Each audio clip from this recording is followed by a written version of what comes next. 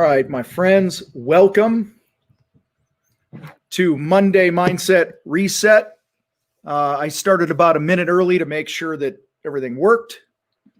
And so we'll get going here in a little bit, but it's good to see, good to be together tonight and all that good stuff. So we're going to dig in and talk a little bit tonight about how you can make more money by not being such a cheap ass yourself. So that's kind of where we're going. I want to log in and pull up some other things here. Make sure that we're live. Somebody says, looking sharp, sir. It just says Facebook user. I don't know who you are, but thank you. Appreciate that. Roz, thanks for that. And my channel. See, got to just make sure. I got to make sure. Look at that. There we are. We're good. My channel. See, got to just make sure. Crazy. Make sure. Look at that. There we are. Crazy world we live in. So awesome. So yeah, I see a lot of comments from Facebook users. So I don't know who's on here. It's all good. Bobby, what's up? I see you. Roz, I see you. Shanna, what's going on? Blah, blah, blah. Huh, that's cool. Do you guys see that on the screen? Like I can share somebody's comment on the screen. Did y'all see that? Here, let's do my favorite one here so far. Looking sharp, sir. There you go. I'll take that. Do you guys see that? Sergio's in Houston. What's going on? You guys see that? All right, that's crazy. I didn't know. See this StreamYard thing that we're using, this streaming service. We can go live on multiple channels at the same time, and I'm like a kid in a candy store now, because it's new and shiny, right? We always get fired up about the new and shiny stuff. So anyway, so it's good to be here. Lucio, what's up? Martic, Home Improvement, Momentum Electric. Have you lost weight? Dude, that's so funny. I wish she was in the room right now because my woman just said to me last night. So last night? Yeah, it was last night. She was like, damn, honey, you've lost weight. And I don't think I have because I'm 204 pounds right now. I'm 5'10", 204. And I've been 204 forever. But what I am doing is I'm doing let's see, hair coiffed and beard trim. You in the doghouse. That's funny. Yeah, so maybe it is the beard because I did trim the beard the other day. I'm combing my hair now, right? But I've been doing like calisthenics out the ass, and I want to give a shout out here to this app. I don't even know the name of it. I think it's called Muscle Booster or some shit like that. That's what the thing looks like. Okay. And then I got my kids' games there and shit. You guys have like apps that just show up in your phone, like out of nowhere. Anyway. And it was a nice dinner last night. But anyway, this app is really freaking cool. Cause and I just picked like this body weight program. You type in what your goals are. Like, I don't want to be a fat ass. I want to get rid of my wimpy chest, whatever, my skinny ass arms. And then it just gives you like a routine. Dude, it's like the ultimate coach. It's like I push the thing and here's the shit it tells me to do and for how long or how many reps. And I'm doing calisthenics and I'm just doing it. So maybe that's why I'm trimming down or something or leaning out. So anyway, I got my alerts are blowing up on my graphic designer for the fight in our new apparel brand called We Live Unafraid. He's like blowing me up right now with questions. He's working on my shit and sorry. So anyway, who else is here? Chad from Vancouver. What's going on? I'll get into this here in a minute, guys. I know I'm just running my mouth. Sorry for that. Michael, good to see you here. Frank, what's up? Frank Winter. Do you know Frank Winter was the character in the HBO series Band of Brothers, right? Did you know that, Frank? Anyway, who else? Who did I miss? If I missed you, I'm sorry. So anyway, yeah, we had a great dinner last night, a nice seafood place. What we had lobster tail. I had, what did I have? Hold on. Hey, hon, what kind of fish did I have last night? Alaskan halibut, just for the halibut. Okay. So I had that. We had some oysters for appetizers, had a nice bottle of wine. It was a good time. So, all right. So other people are typing in Bernard in Pennsylvania. All right. So anyway, guys, it's great to be here. And I'm going to dig in because I want to talk tonight a little bit about something that I see. And let me tell you this. I have seen this in myself. I used to. And it's something that I overcame. And once I overcame it, a lot of good shit started to happen. Okay. And Top Peak, what's going on? Good to see you guys. All right. And that's this, guys. So many of us tend to approach life and business and growth from a cheap mindset, like we're a cheap ass. All right. Ismail, what's going on from Premier? Speaking of it, no, I'm not going to squirrel out. I was going to squirrel out about a Marine Corps story of a guy named Ismail. But anyway, crazy Puerto Rican guy. Bernard got a logo being done by Mike Shortsleeve from last week. That's awesome. That's who was just blowing up my phone. Type in the box right now. Did you grow up in a home where, now I want to be clear here. There's frugal. To me, frugal is like being wise about your investments and this and that, right? Being cheap is just always looking for the low price, the bargain, the deals, and this and that. Which type of household did you grow up in? Did you grow up in a frugal household? Okay. Now, frugal doesn't mean that you just pay on the cheap all the time. Okay. Or did you grow up in a cheap household? What do you got? Broke ass poor, never any money. Okay. We got a frugal. What else we got? We got another poor home, very poor home, poor as fuck. Do it yourself household. Diego, what's going on, man? How's your plumbing academy going, bro? So Diego's here in the Springs by me, and I worked with him and his team a few months back, and he's absolutely crushing it right now, doing some great stuff. Started an academy for plumbers. Okay, both LOL, frugal farm boy. We got frugal, we got broke, we got poor, extreme cheap, far beyond most can imagine. 60-40 cheap, never paid anyone to do anything. Got a couple Canadians here. Awesome. There we go. Slow with, COVID. I hear you, Diego. So anyway, guys, I don't know who this is. My mom, spoiled rotten. My mom bought me whatever I wanted. Okay. So anyway, guys, I appreciate you being here, but the reason I asked this question is we all come from a certain background, right? We all have a certain money mindset.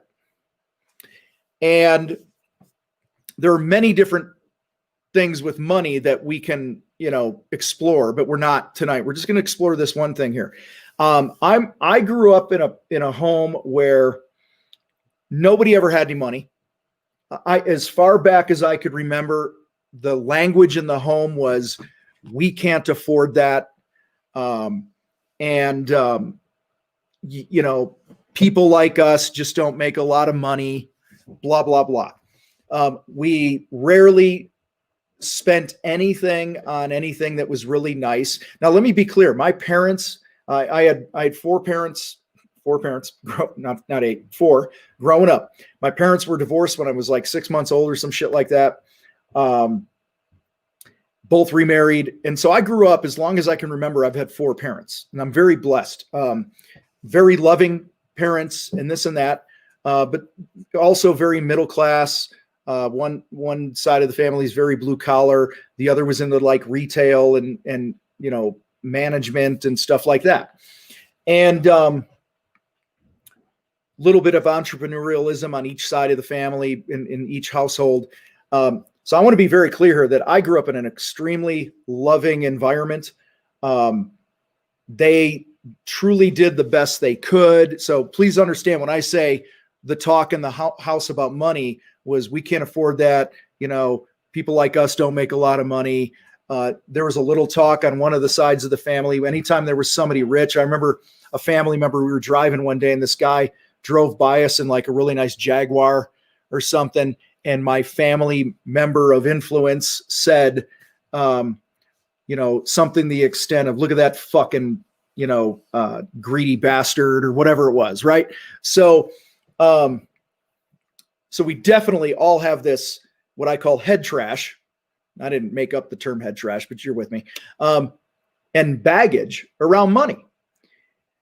And so, and guys, a lot of you guys are jumping in here. I appreciate you being here. I haven't been able to say hi to everybody. It doesn't give me everyone's name. So hi, if I didn't say hi to you, appreciate you choosing to hang out with us for a little bit tonight. So like I said, we all have our influence about money and value and things like that. And we all deal with our own thoughts about money. Okay. In fact, I'm going to ask a question. I want you guys to get ready to type in the answer here. Okay. What's your very first thought about money? Type it in. Type it in while I sip my Don Julio Blanco. Where's it? Blanca? I don't know. I do a splash of tequila, 2 ice cubes. Boom, done. I'm good. Carrie says stressful. I want more, says Facebook user. It's attracted to me, says another Facebook user. That's what I see on my end here. It's Facebook user. I need more. Hard to get. Need more. I want more of it. I need more. I need more. A lot of need mores, right? Money comes, money goes. Comes and goes. I don't need it. It's out there. Love it. Money is a tool. Okay. Need more again. Never enough. Money is relative. All right. Let me ask you guys this question. Yeah, money does buy 1942.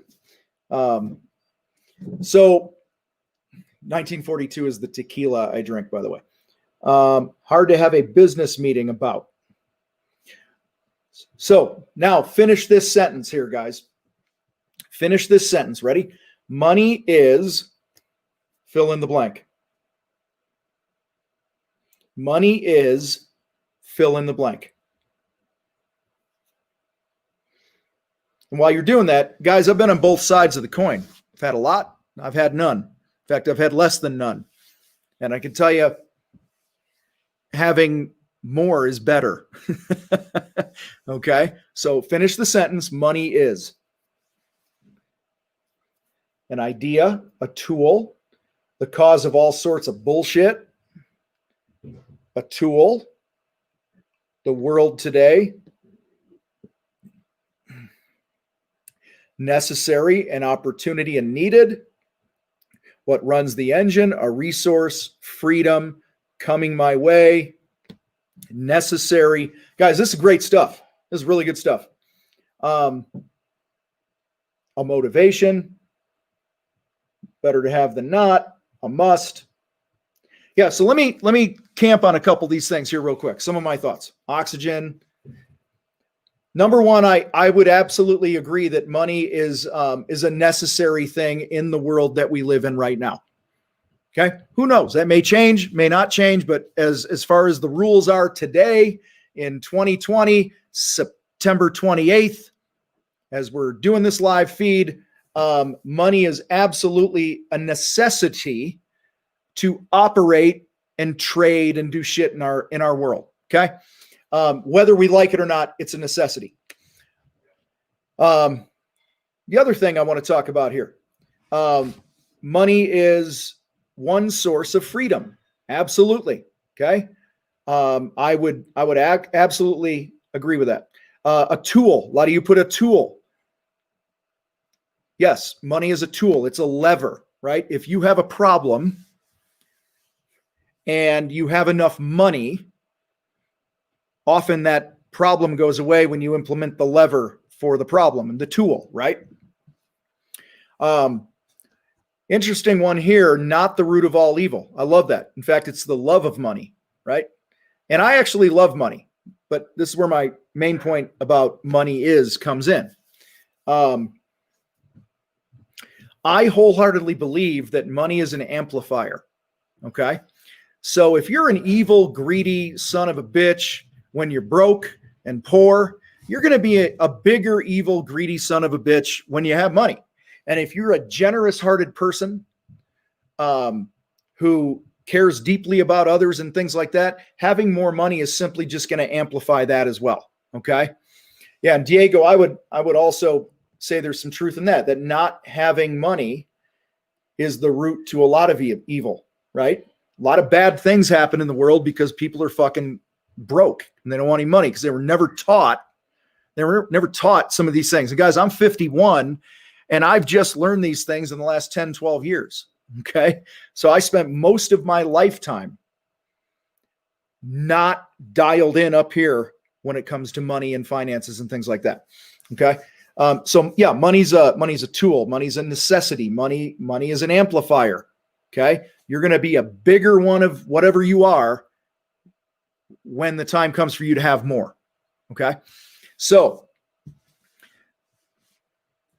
the topic tonight is the really main point that I want to talk about tonight, is how our perception of money affects the money we make now. Okay.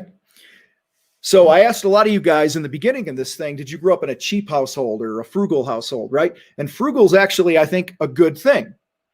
And frugal is definitely different than cheap if you just look at definitions, right? Cheap is always looking for shortcuts. Cheap is always, looking for the cheapest price and, other things I'm going to get into here in a bit. Okay, guys. So I'm just pulling my notes here. So a lot of times here's the point of this whole night. Okay. I'm going to get to the point. We, in most cases, unless you've trained yourself otherwise, okay, we will sell our services. And I'm talking to home improvement contractors and salespeople for the most part here tonight. Doesn't matter what you sell. You could sell t-shirts. You could sell fucking websites. Doesn't matter. We will sell in the manner in which we buy. Okay. It's a lesson I've learned through the years. And again, I learned it from somebody else. I'm repeating it with my own spin on it because there's nothing new under the sun, right? And so if you, a lot of times we struggle as contractors and we don't charge what we know that we should charge, what our software tells us we should charge, or our estimating form or the formulas or the man hours or whatever. We don't charge because we personally think it's too much money. I remember a time early on when I started one of my first businesses, painting company, and I had the hardest time telling somebody it was like a couple $1,000 to paint this one big great room.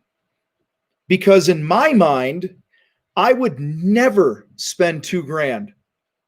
Because at the time, I seriously think, guys, I'm thinking back here, it was a long time ago.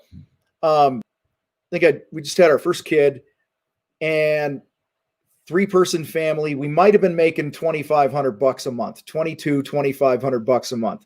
And I remember thinking, oh my God, I can't tell these people that it's going to be $2,000 to paint this room. Okay. They'll absolutely think I'm crazy and I'm out of my mind. And then I negotiate against myself. And a lot of you have done this. Do a middle finger emoji if you're able to, or, an FU in there or something. I don't care. If you can relate to this, you work up pricing and then you think to yourself, oh my God, that is a lot of money. There's no way they're going to go for that. There's no way I could send that. And you start getting creative in how you can bring the price down. Be honest. Yeah, there you go. Facebook user, somebody, boom, right out of the gate. It's like you were ready for that one. If I could figure out how to do it on here, I would do an emoji too. Okay. Guys, we do it. And we do it initially because, in fact, I might have told this story last week or the week before. I can't remember. There's a product or a service that I wanted to buy for my business. And the salesperson, you could tell, had a ton of head trash around the product. I asked 2 or 3 times directly how much it was going to cost. It came on referral. I was ready to buy. You ever been in one of those situations where you're ready to just go, here's my credit card number? Here's what's funny, guys. I was ready to spend, in my mind, I was going to go, if this is like 25 grand or somewhere around there, I'm in. If it's not, then I'm going to talk to my team in the fight, my inner circle, and go, is this something? Because, I want to make wise decisions too. But up to 25 grand, I was like, I'm good. All right. And I don't know, later that day or the next day, they emailed a quote over because they were too chicken shit to talk about it on the phone with me. And like many of us are, right? Because we have our money shit. And it was only 5 grand. Okay. It was only 5 grand. And yet, had they had some good sales skills and their head trash wasn't getting in the way and they had a good conversation and found out my motive, they literally could have, 5x'd the sale. I was prepared to do that. Okay. So we often will sell with the same mentality that we buy. And this is really important of why you have to separate yourself from your buyer. And the title of this thing tonight was Stop Being a Cheap Ass or something like that and Sell More. Okay, well, here's where you being cheap and me being cheap and bringing our past and our baggage into the present hurts our business now. Okay. And I'm going to get into that here in a minute. But the way we approach, just think about this, the way you approach things, the way you buy is probably affecting the way you're selling. Does that make sense, everybody? Does that make sense? I'm going to talk about that a little more. Before I do that, I want you to answer this question. I have a lot of questions tonight, don't I? Tim Catroni, what's up? Speaking of fucking killer human beings. Sergio, what about discounts? Should we do discounts? In short, Sergio, no. Okay, but there's way more to that answer that I'm going to give you now. Okay, you need to charge what you're worth. Okay, so anyway, I don't want to go off that path right now. All right, here's my question. Let me read it verbatim because I typed it. I don't want to mess it up. Who can share a story about a client that approached a project from a cheap mindset? Okay. What problems did they create for themselves? We've all gotten those calls. Shit, in one of our groups today, I don't remember which group it was. It was somebody hired another trim carpenter because whoever did the post was too expensive. Now the people sent him pictures and it looked like a clusterfuck. And now they're asking him to come back and fix it. And they're like, no, your price is still too high. Okay. Seriously, type in here. Okay. What problems did your customers create for themselves because they were cheap? They were looking for the fucking, cheap guy to come out on Craigslist instead of hiring a real company or whatever. What problems do your clients create for themselves by being cheap? Type it in the box. Yeah, the job was abandoned. Okay. Yeah, a lot of you guys have all had people call you back to fix this shit, right? Problems. What problems did your clients create for themselves because they were cheap? Client wanted a porch. We charged 15 grand. After we negotiated 10, they ended up changing a million things. And they also called the Department of Labor and I was trying to get out of paying. Yeah. Did one where the framer was lowest bidder. So we had to beat the walls into square with a sledgehammer just to install trim. Right? Okay. Code issues. Time frames, right? Not being met. Yeah. Costs them more money in the long term to have somebody come fix it. Okay. Must be a pond guy here. Killed some expensive koi because we were too expensive to clean their pond the proper way. They settled for less quality of work. Job had delays, poor quality, final product, miscommunication. Guys, yeah, bathroom wall tile on the floor tile on the walls, fired and called me to rip it out. Okay. Shower wasn't waterproof. Holy shit. So we could just keep going on, right? Guys, we can so easily, okay, we can so easily look at our customers that tell us we're too expensive and criticize them for being cheapskates. Cheap motherfucker. They didn't want to pay $500 to paint a room and they hired some hack, and he was a freaking criminal and he got caught going through their daughter's, dresser or whatever. Like, I've heard it all. Okay. The reason this is a setup, by the way, you guys, somebody earlier said, I speak the truth. You're damn right. I'm speaking the truth. Okay. This is a setup. I just set you guys up. I put your mind in the frame of you to your customers. Now I want you to evaluate yourself. Okay. How do you approach money when you buy something? Okay. Are you oftentimes finding yourself saying things like, there's no way I can afford that. That's way too expensive. I would never pay that for something. Okay. Blah, blah, blah. Okay. Guys, when you are personally being cheap, and I see it, I talk to and work with, I don't know, thousands of contractors a year, just casually in person, interviews, you name it. Okay. Sales calls, people inquiring about our services and this and that.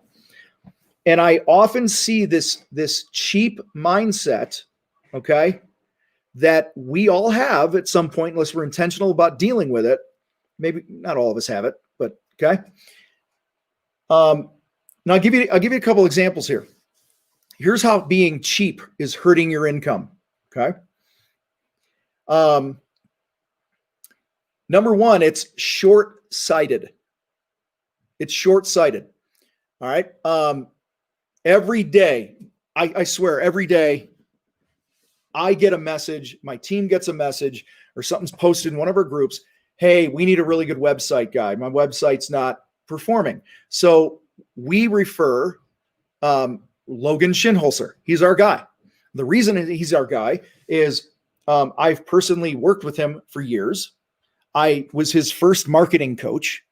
So him and I are on the same page. And more importantly than all that, you guys, he gets results for people. Okay. And so I will refer people to Logan to really dig into building a website that's actually going to get found and convert people into leads.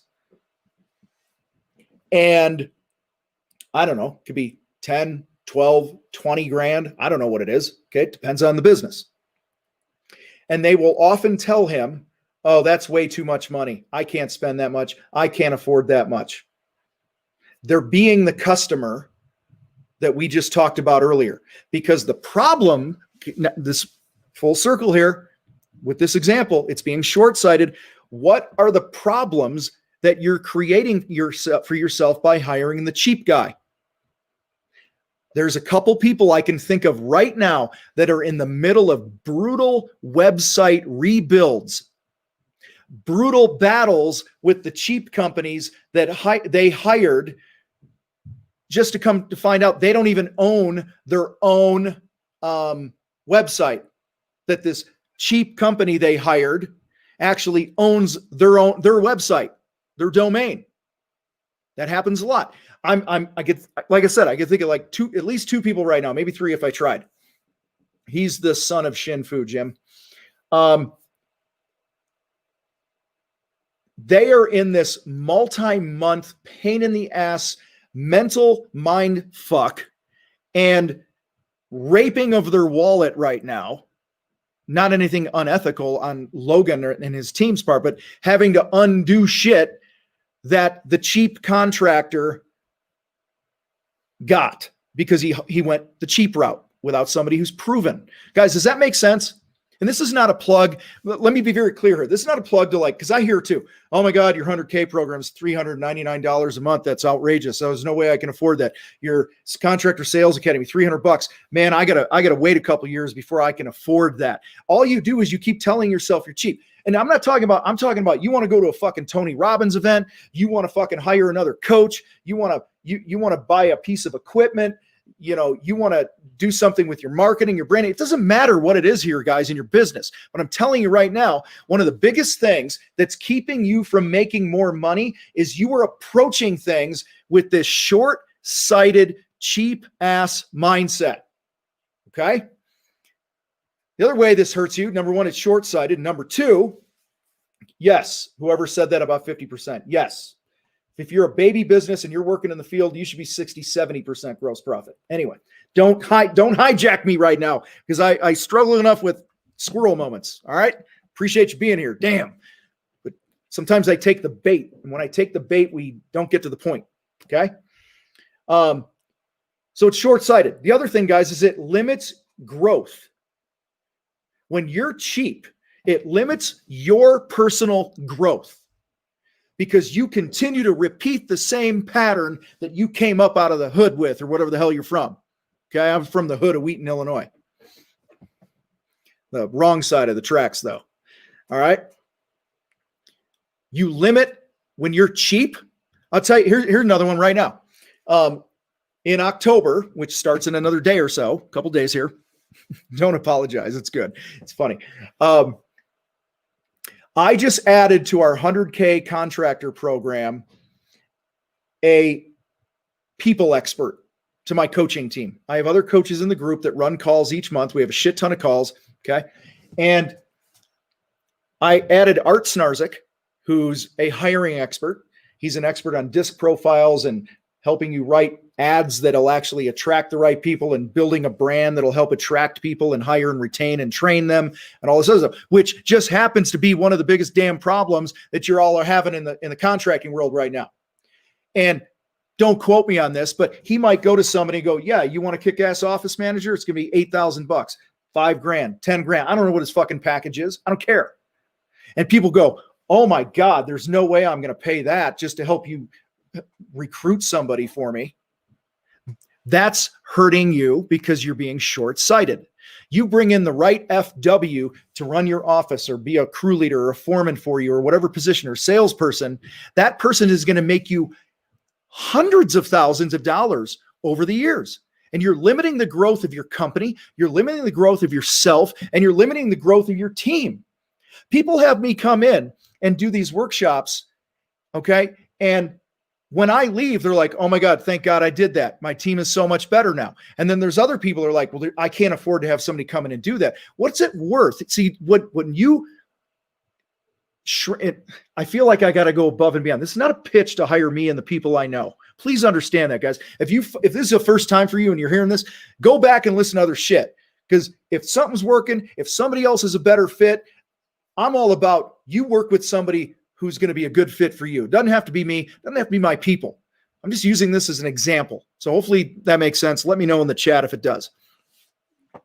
Guys, when you don't write a fucking check that invests in your team and their leadership skills and their mindsets, you're limiting the growth of your business. Okay. Do you see the connection here that your cheap ass, short-sighted, limited growth mindset, scarcity mindset is hurting you. Okay. It's hurting your business. And this is the one thing that so many of you, if you got this right, your business 12 months from today would be 5 times as profitable. I don't know how much bigger, but you'd be a whole lot more profitable than you are right now. and you would fucking 4x, 10x your personal income. You'd have less stress in your life, all this other shit. Okay. I think of Dave Ramsey. If you don't know who that is, Google Dave Ramsey, look him up on YouTube. He's a financial peace guy or whatever it is. Many years ago, I took his financial peace course, and I remember him. I might butcher this, so you Ramsey enthusiasts, I'm sorry. He talked about if you're always closed-fisted with your money.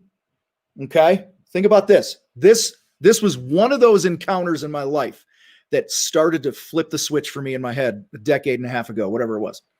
Okay. He's like, so many of us put the money in our hand. I don't need money. I have a couple dollars here. There we go. See, I got $8 sitting on my desk here. Got $8. A lot of us are like, I want to hold on to my $8. I want to hold on to my $8. Guys, when your hand is closed, it's no longer open to receive. Think about that. If you're always like this, because you're so afraid of losing money and losing money and losing money. Here's what I found. When you don't invest in a kick-ass website or other things that are going to help your personal growth, or whether it's coaching or whatever it is, and this is from my own experience, whenever I haven't invested on it, I give the old, it's too much money excuse, but it's really, I don't believe in myself to implement the shit that you're going to fucking teach me. And this is my way of letting myself off the hook. Okay. So that squirrel moment's done. So guys, this cheap mindset limits you. Okay. So I'm going to share 3-4 things here to wrap up of how to not be cheap. Okay. Probably not going to be able to undo a few decades of the bullshit you've been carrying around in your head with you on a live tonight. Okay. But I'm going to do my damnedest. All right. Before I get into that, how we doing? How we doing? We doing all right? You guys, are you vibing with me? That's the word in the house. I have all these teens around here. I'm vibing, man. Okay. I just want to make sure you guys are picking up what I'm putting down. See, I'm going all the dad lines right now, trying to be cool. Yeah. Got to play to win, not play to lose. Now, again, there's being a dumb shit, right? And then there's being aggressive and playing to win. All right. So anyway. All right. Sergio's got the vibe. Was that Sergio? Who has the vibe? Shit, it disappeared quick. Vibalicious. Jose's got the vibe. There you go. All right. How to not be cheap. Stacking what you're splitting. I like that one. All right, shit. Now I opened the floodgates here. Teach me something.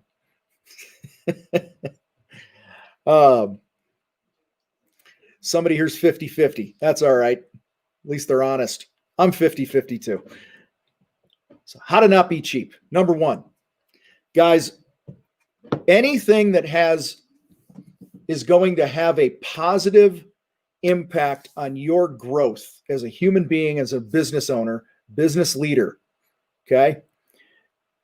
Flip that in your mind from this is not an expense. This is an investment. This is an investment. You are investing in your education. Okay. There's an old quote. A million people have said it. I don't know who to give credit to, so I'll take the credit. If you think, I'm going to butcher it. If you think education is expensive, wait till you see how much ignorance costs you. Okay. So back to my website example. If you're being cheap, hiring a web guy, wait till what your cheapness leads you to later on. Okay. Hopefully that makes sense. I don't want to beat that up. Number two, how to not be cheap. Your environment is key.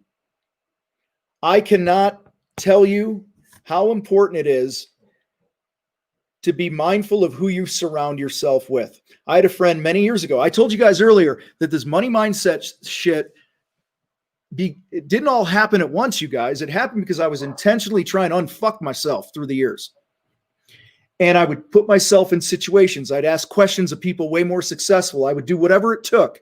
And in one conversation, I remember this one guy, I don't know how it came up, but the whole, I can't afford that. We can't afford that. He told me a story. He says, I was walking around the grocery store and his kid was walking around with him in the grocery store. And every corner they'd turn, the kid would go, Dad, can we buy that? Dad, can we buy that? Right? We've all had that. If you have kids, you know what it is. And what do we say? Type it in the box. What do we often say other than no? I know there's a delay here, so I'll give it a second. Hi, baby. Hi. Mickey says hi. Mickey says hi, too. He's barking. And he's coming down. Come on. What do we say? Yeah, somebody says, we don't have the money for that. What else? We don't need it. We don't need it. Not right now. We don't need it. Okay. We don't have the money for that. We can't afford that. It's too expensive. We can't afford that. Right. And so this person that I'm sharing this story with you guys about, he said, man, things started to switch for myself when I realized what I was putting into my children. And I said, so what did you do about that? So you're walking around the store and your kid goes, hey, Daddy, can we buy the Spider-Man thing or whatever, right? And he goes, instead of saying we can't afford that, he says, I made this shift of what came out of my mouth.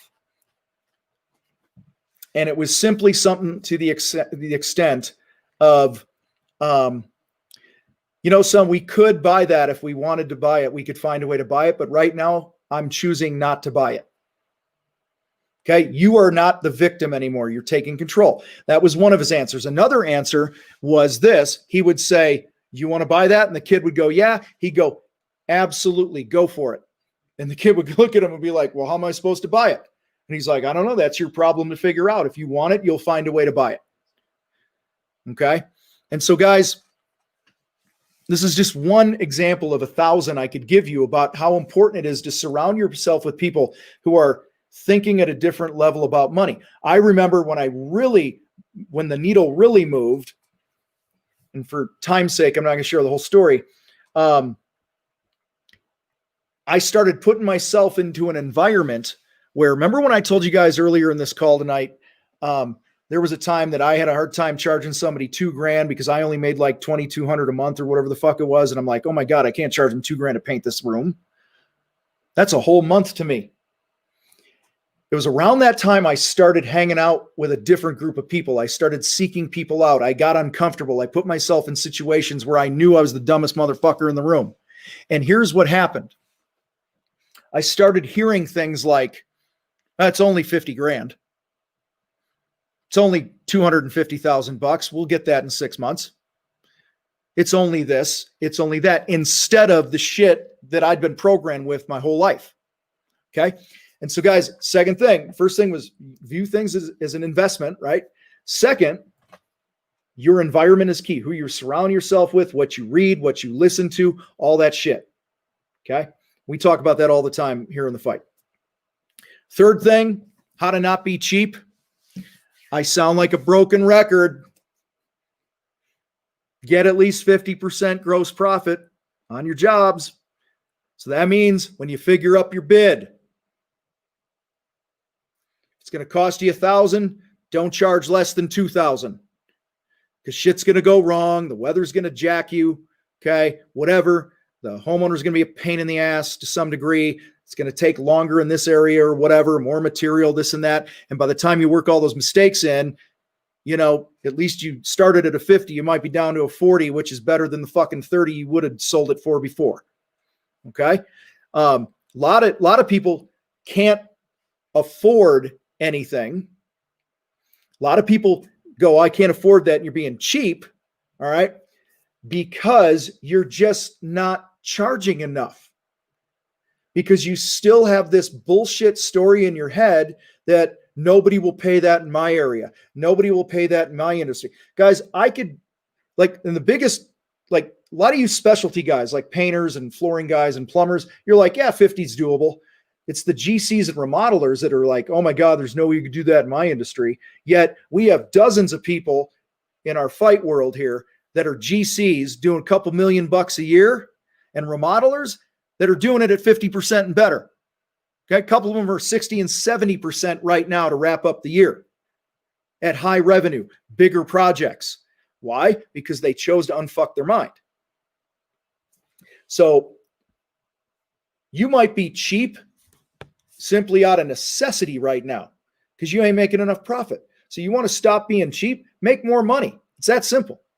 Put more points on the board, and then you'll be able to go, wow, I actually have, $5,000 left to hire a real pro to find me an office manager. I'll actually have 15,000 to have a real website instead of a fucking, Kmart one or whatever the fuck you want to call it. Okay. And guys, last thing here, how to not be cheap. And then I'll open it up for a couple minutes of questions. Imitate. Find someone and do what they did. Find someone who's successful in something, do what they did, and hire who they hired. I've hired several consultants and coaches for myself through the years simply off the merit that people that were a half a lap, 10 laps ahead of me, whatever, worked with them too. So I'm like, okay, well, if he's good enough for them, that's the guy I'm going to hire because that's where I want to get. Okay. And it's never failed me. Shit. I remember one guy I paid, this is 2017. It was January of 2017. I hired a guy as a coach. It was a 6-week program, cost me $13,000, $12,500. 13-week program, $12,500. It was a group program, mind you. They had a weekly Zoom call. But in this 6 weeks, in my second week, I got a video from the coach, okay? It was a 7-minute video. It was a link he sent me to a video he recorded for me on something that I asked him. So it was cool. And in that 7-minute video, I learned more about marketing and connecting with people and their motive and their pain and how to really establish myself as a solution to that pain in a 7-minute video. Sorry, a chihuahua just ran by.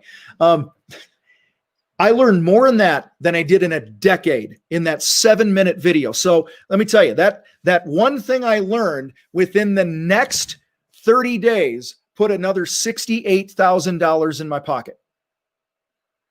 60 days from the time I watched the video until I made 68 grand.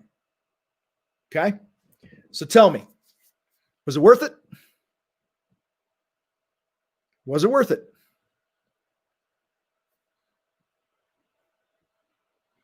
Okay.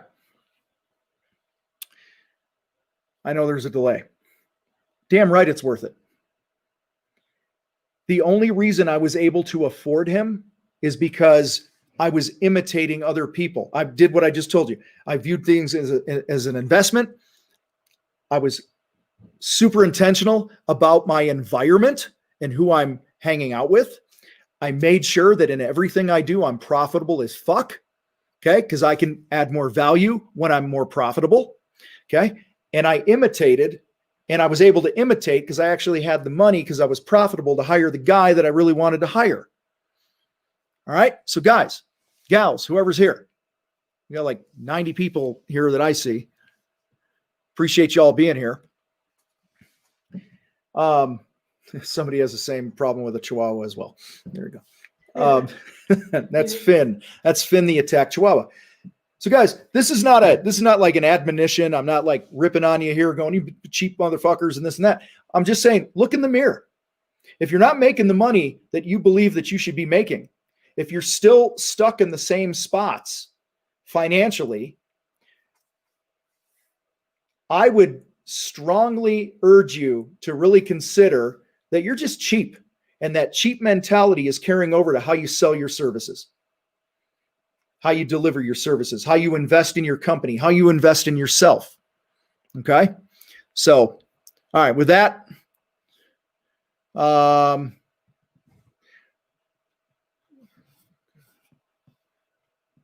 yeah, I'm trying to read some of these comments here.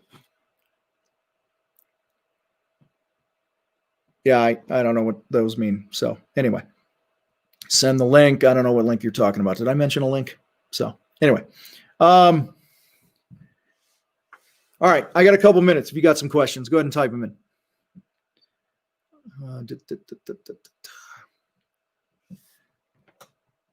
Mustafa, how are you? Hi.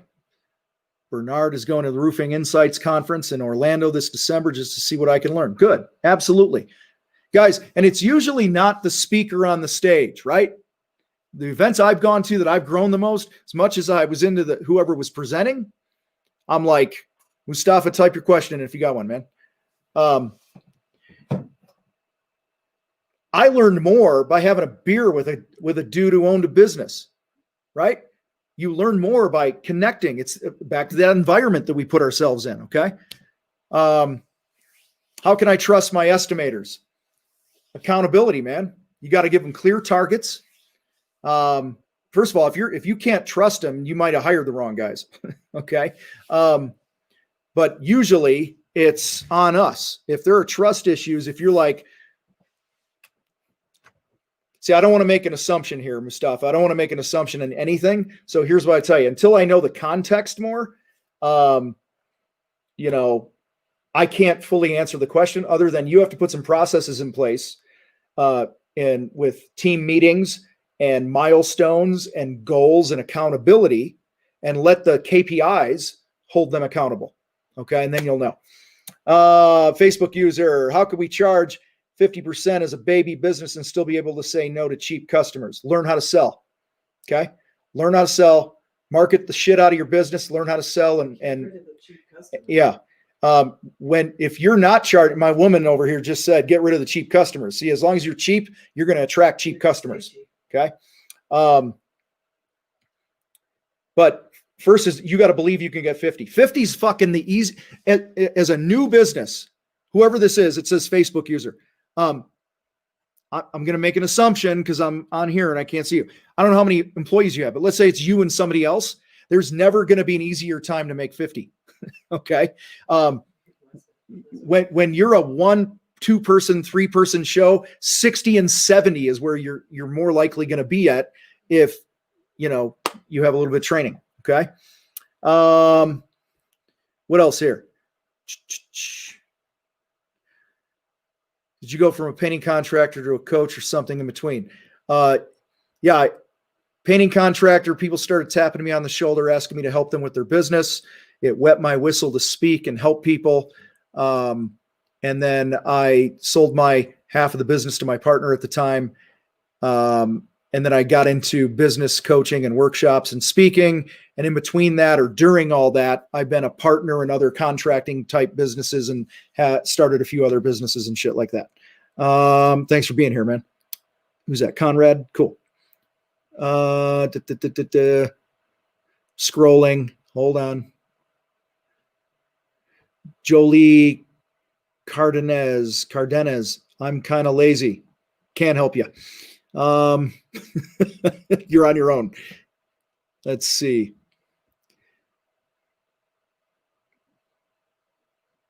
Richard joined the bridge, started the marketing course today. I already have some new things in motion due to them. Awesome, man. Glad to hear that.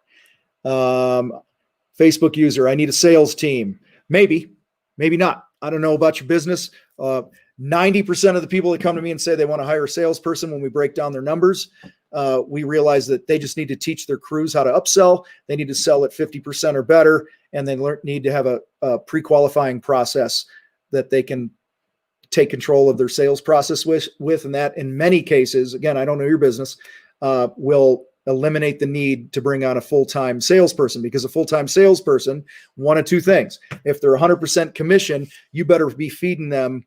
If you're getting 100 leads a month right now for you, well, if you give those 100 leads to them and they don't sell as good as you, not as enough money comes in, right? So you almost have to double your leads. So again, I'm not going to go off into that, but I would say get as profitable as you can first and all that other stuff. And I don't know who you are.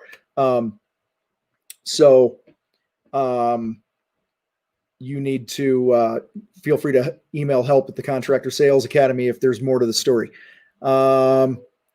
Birch,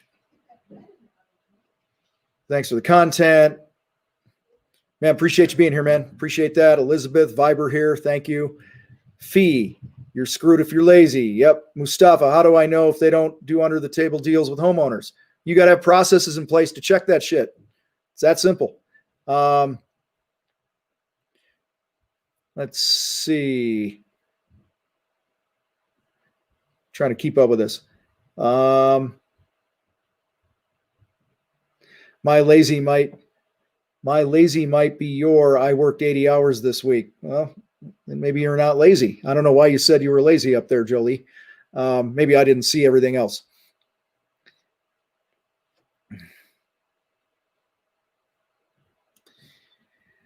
Okay, GP Construction, marketing tractor, services, concrete, and excavation. Your opinion, went against the grain and left remodeling. This is funny. We're going to do I think we're going to do a contractor fight night coming up in the next 6 months or so, because we do them monthly, where we pick a topic and we go all in. I think I'm going to do one. It's funny you bring this up, about the pros and cons of, being able to do everything and the pros and cons of being a specialized service like excavation, right? Or house painting or whatever, versus being a general contractor and doing everything. Me personally, I love the idea of leaving remodeling, and that just fits me. Okay. GP, because I think it's much easier to stand for something, plant your flag in one industry, easier to train people, find people, this and that. Just my own opinion. Bernard, when are you going to open up 100K again? It opens up in October again. So if you're not on the email list, go to the contractorfight.com/100K and you'll get info on that.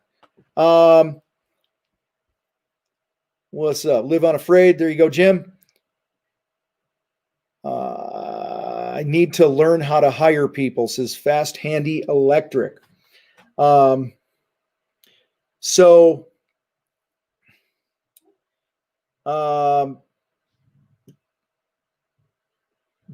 to our contractor fight night that we're having in October. Okay. So if you just go to our website, thecontractorfight.com, you can sign up for our email and stuff and you'll be on the list. But it's actually, we are talking about, what's the topic here? Let me pull it up on my screen. It's 3 unique ways to attract employees to your team. Okay. That's a huge need, and we're doing a lot to meet that need. If you weren't here at the beginning, I talked about how we just added another coach, a hiring expert to my coaching team in our 100K program. A lot of good shit. So, hiring, you guys, is this. If you don't approach it like you do marketing for new customers, then you're going to struggle hiring. You shouldn't hire when you need people. You should be hiring 52 weeks out of the year. That doesn't mean you hire somebody 52 weeks out of the year, but you need to approach it that way. You're always recruiting. You always have something going on. Okay. Facebook user, I'm the best roofer on the planet. Okay.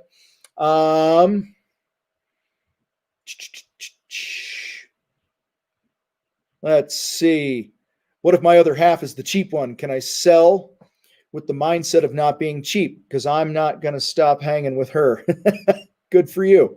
Nor should you. You're in control of you and how you approach things. That's how I would answer that. It's definitely harder when the people that we're closest to don't align with some of our values and mindsets. Okay. But you are 100% responsible for yourself. So be you. Andrew, how to deal with a boss who's very old school in all facets. Find a new boss. What do you do, Andrew? Type it in here. Maybe you'll find a new employer. What are you doing? Where you're at? Where are you at? Thank you very much. I'm coming to Colorado. We drink one cerveza. I don't know who you are, but Colorado's a beautiful place. Leak detection. Thoughts on paying for leads? We all pay for leads. It's our time or money, right? It's time creating content that leads to a lead, or you're writing a marketing agency a check or a website pro or whatever it is. I'm all for it. Just track and measure your leads. I'm not a fan of making the main hub of all my leads be a third-party lead source like HomeAdvisor. Some of you are like, yeah, fuck Home Advisor. Listen, I don't judge any lead generating service until I look at somebody's data and their metrics and their business and their profit.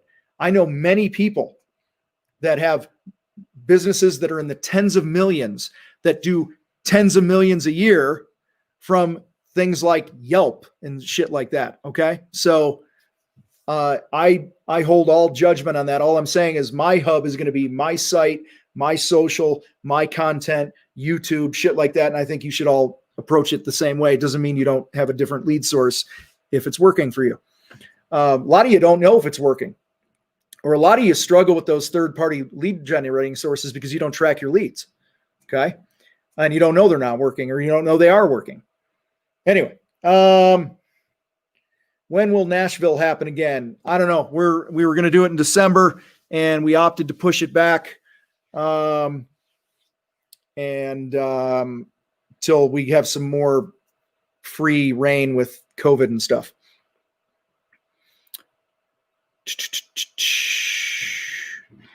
All right, couple more things. How about workers from Home Depot? I don't know.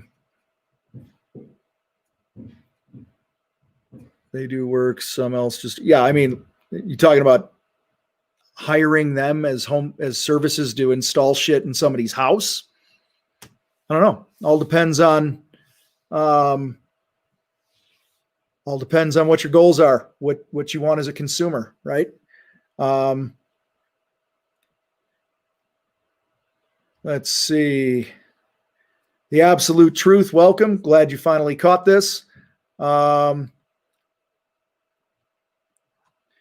do you think about doing a job for cash at a small discount, actual cash?